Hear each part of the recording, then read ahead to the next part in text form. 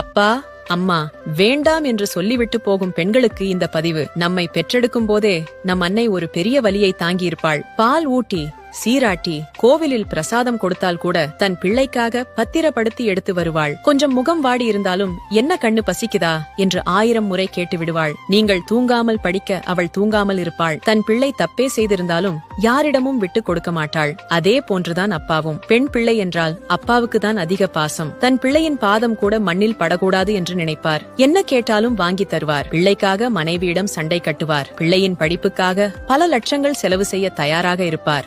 விசேஷங்களுக்கு துணி எடுக்க வேண்டும் என்றால் அம்மா அப்பா இருவருமே பல துணிக்கடைகள் ஏறி இறங்குவார்கள். ஒரு துணி எடுக்கவே இவ்வளவு யோசிக்கும் உங்களது பெற்றோர் உங்கள் திருமணத்தை பற்றி எவ்வளவு யோசிப்பார்கள்? அதை பற்றி எதையும் யோசிக்காமல் சில பெண்கள் தலைமுடியில் சாயம், கிழித்துவிட்ட ஜீன்ஸ் பேண்ட், இடுப்பு தெரியும் அளவு சட்டை, அழகான இருசக்கர வாகனம் இதை மட்டுமே வைத்திருக்கும் ஒரு சிலரிடம் காதல் வயப்படுகிறார்கள். 10 நாள் பழகிய ஒருத்தனுக்காக பெற்றவர்களை தூக்கி எறிந்து திருமணம் செய்து கொண்ட பலர் பிழைக்காமல் பெற்றவரை தேடி வந்துள்ளனர். பெற்றோர் சம்மதத்துடன் திருமணம் நடந்தால் நீ எப்போது வேண்டுமானாலும் உன் தாய் வீடு வரலாம். பெற்றவர்களுக்கு ஒரு வேண்டுகோள், நம் குடும்பத்தை பற்றி உங்கள் பெண்களுக்கு எடுத்து சொல்லுங்கள். முக்கியமாக தந்தைகள் பணம் மட்டுமே வாழ்க்கை என்று ஓடினது போதும். தன் பிள்ளைக்கு எது பிடிக்கும் பிடிக்காது என்று தெரிந்து கொள்ளுங்கள்.